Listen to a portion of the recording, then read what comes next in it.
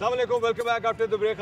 Break पे जाने से पहले हम बात कर रहे थे कि आज की रात की सबसे बड़ी सिग्निफिकेंस ये है कि अपने लिए रिस्क मांग लीजिए, अपने लिए मगफरत के तलबगार हो जाइए। उन लोगों के लिए जो आज हमारे दरमियान नहीं है, कब्रिस्तान जाइए, उनके लिए दुआ कीजिए। मगर इसमें तरीक़त बहुत ज़रूरी है। अल्लाह ताला से मांगना, बेशक ये कहा जाता है कि इंसान और अल्लाह का अगर रब्ता हो जाए, लेकिन हम जैसे, मैं अपने जैसे लोगों के बारे में बात करता हूँ कि हम शायद इतने पारसा नहीं हैं और शायद हम गुनाहगार हैं। शायद हम अनजाने में ऐसी गलतियाँ, ऐसे गुनाह के मुर्तकब होते हैं कि हम शायद अल्लाह ताला से अपना राब्ता या प्रॉपर्ली रजू नहीं कर पाते। तो अल्लामा साहब आपसे, मुफ्ती साहब आपसे ये है कि आज की रात जब हम इबादत करें तो क्या कोई इसका ख़ास तरीका होना चाहिए, या जिस तरह अल्लामा साहब ने फरमाया कि वो एक सजदा जो देता है 1000 सजदों से निजात, क्या होना क्या चाहिए, कैसे?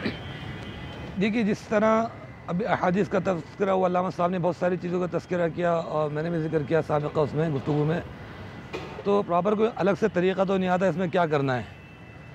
रात चूँकि अहम है और बाद रिवायत में ये भी आता है कि आज की रात वो पूरे अगले साल के फ़ैसले अल्लाह पाक की तरफ से फ़रिश्तों को सुपुर्द किए जाते हैं कि अब अगले साल किसकी मौत वाक़ई होनी है, किसकी विलादत होनी है, किसको कितना रिस्क मिलेगा, किसकी शादी होगी, किसको बीमार होना है। ये कुछ रिवायत में इस तरह के भी हवाले जात आते हैं कि पूरा साल का अल्लाह पाक ज़िम्मेदार फ़रिश्तों को रिकॉर्ड दे देते हैं। तो कई हवालों से रात चूँकि अहम है तो उसमें इबादत भी देखें, हर चीज़ की अपनी अहमियत है।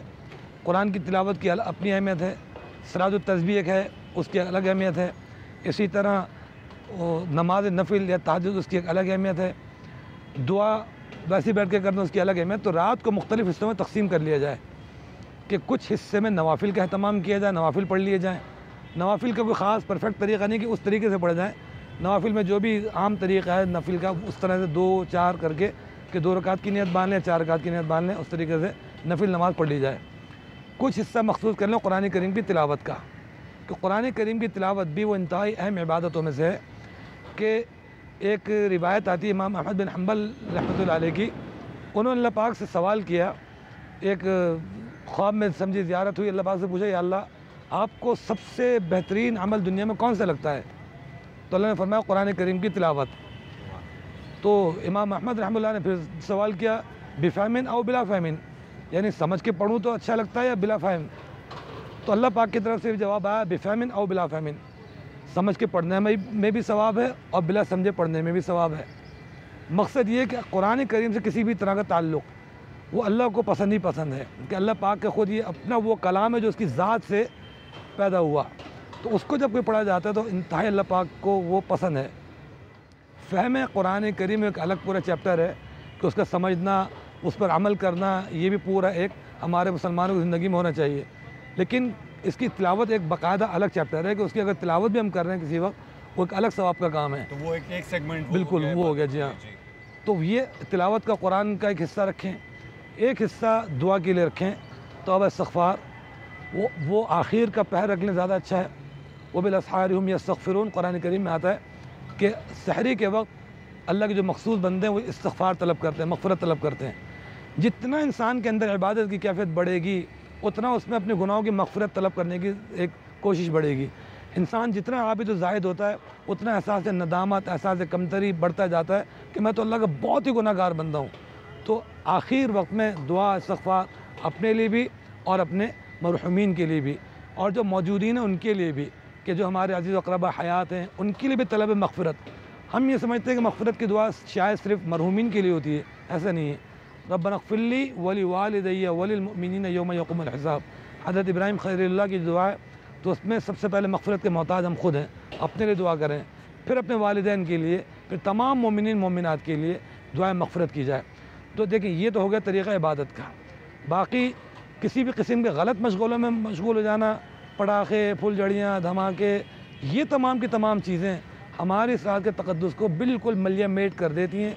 और बसा औक़ात इसके अंदर पेरेंट्स भी इन्वॉल्व होते हैं कि अपने बच्चों को वो इस तरह की फुलझड़ियाँ, पटाखे ला के दे रहे होते हैं और वो बच्चे मशगला कर रहे होते हैं, चाहे वो तफरीह के तौर पर हो। लेकिन एक रात का तक़द्दुस एहतराम जो इतनी बड़ी अज़मतों वाली रात है, उसको हम इस तरह पटाखों में, धमाकों में ज़ाया कर दें, तो ये अपने हाथों हम तबाही को अपनी तरफ दावत दे रहे हैं। तो सिंपल से जो तरीक़ा हम उस तरीक़े से करें बस, और वो इबादत अल्लाह की कबूल भी होगी, वरना इस तरह हम अपने वक्त को भी ज़ाया करेंगे और अमाल को भी ज़ाया करेंगे। साहब, इसमें इनफरादियत में ज़्यादा सवाब है या इज्तमाइयत में जब आप इबादत से मुस्तफ़ीद हो रहे हो शब बारात? मैं आपसे अर्ज़ करूं कि इबादत जो है वो क्या है। आप इबादत का तयन नहीं कर सकते। इबादत नाम है इताअत अम्र मौला का, और सबसे बड़ी इबादत अगर आप करना चाहते हैं, मैंने अभी अर्ज़ किया इससे पहले कि इबादत बरबनाए आदत जो है वो और है, इबादत बरबनाए मार्फत कुछ और है।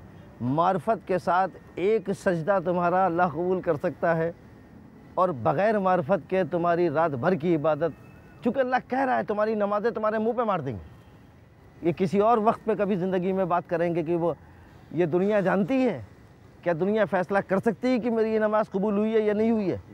चूँकि अल्लाह तो कह रहा है कि मैं तुम्हारी नमाज़ें तुम्हारे मुंह पे मार दूँगा।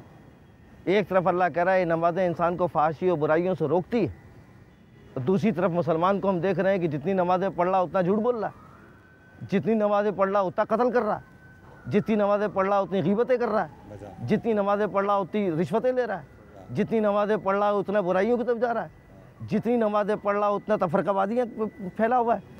तो ये इंतशार और इख्तिलाफ और कत्ल और गरतगरी और चोरी और रिश्वत और झूठ और फ्रॉड और धोखा और दही, ये जुल्म इस माशरे में जिसको आप इस्लामी मुल्क कह रहे हैं, जिसमें लोग आमतुल मुस्लिमीन रहते हैं, क्या आपकी शर्मिंदगी के लिए ये काफ़ी नहीं है?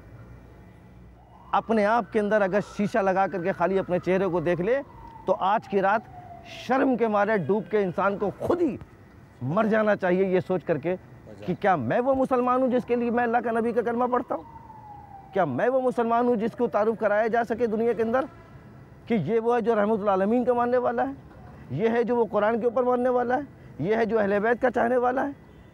क्या ये किरदार बता रहा है तुम्हारा कि तुम कुरान और अहले बैत और रसूल के मानने और चाहने वाले हो? बस ये सोचना तुम्हारा, आज की रात अगर तुम ये सोच लो, तफक्कुर कर लो, तदब्बुर कर लो, गौर कर लो, तो मैं आपको यानी दिन में 5 वक्त तो कम से कम इंसान फ़र्ज़ नमाज़ों में पढ़ता ही है, बाकी नवाफिल में भी पढ़ता है, इय्याका नअबुदु व इय्याका नस्तईन, लेकिन गौर नहीं करता। मेरे बच्चों, मेरे भाई, मेरी बहनें जो भी सुन रही हैं, आज अल्लाह के लिए एक लम्हे के लिए गौर कर लें सिर्फ इस जुमले पर, इय्याका नअबुदु, माबूद मैं तेरी इबादत करता हूँ, व इय्याका नस्तईन, और तुझसे नुसरत और मदद तलब कर रहा हूँ। मुझे इमाम मूसा काज़िम अलैहिस्सलाम उनकी तरफ से ये बात पैगाम मिला और ये बात समझ में आई। कहते हैं क्या है, क्या तलब करोगे तुम, क्या मदद मांग रहे हो? फरजंद रसूल फरमा रहे हैं क्या मदद मांग रहे हो, किस बात की इबादत कर रहे हो? कभी तुमने ये गौर किया? इय्याका नअबुदु व इय्याका नस्तईन, नहीं गौर किया। तो इसके आगे एक जुमले पर गौर कर लो, इहदिना सिरातल मुस्तकीम, मालिक मुझे सिरात मुस्तकीम की हिदायत कर दे। बस आज की रात तुम तलब हिदायत कर लो, वो कसरत इबादत से बेहतर है।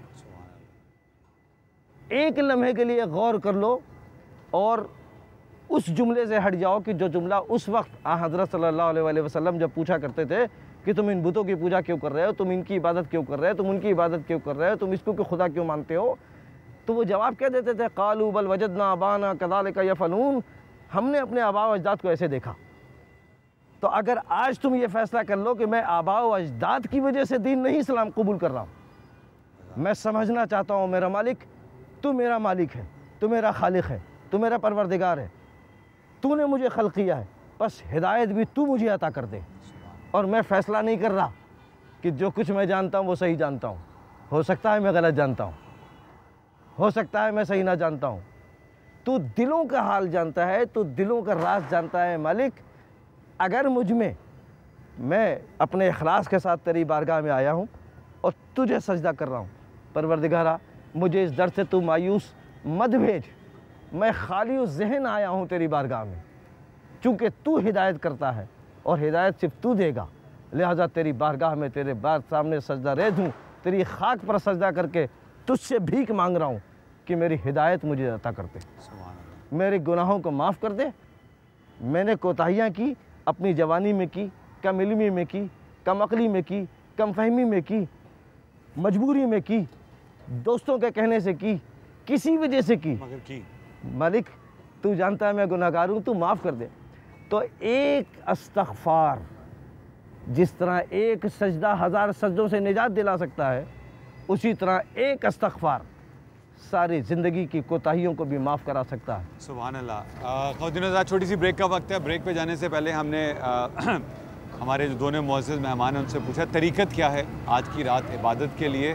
तो मेरा ख़्याल जो दोनों मेरे उस्ताज़ा कराम की मुश्तरका राय है वो ये है कि तलाश तलब मारिफत, यानी एक दफ़ा रजू कीजिए और फिर पूरी तरीक़त को फॉलो कीजिए। खुदा करे कि हम प्रॉपरली रजू कर पाएँ। छोटी सी ब्रेक का वक्त है, ब्रेक से वापस आएंगे, कहीं मत जाइएगा, क्योंकि जिस तरह मैं सीख रहा हूँ मुझे यकीन है कि बहुत सारे मेरे जैसे ऐसे ख़वातीन हज़रात हैं जो जानना चाहते हैं। स्टे विद अस एट आज सुबह तक।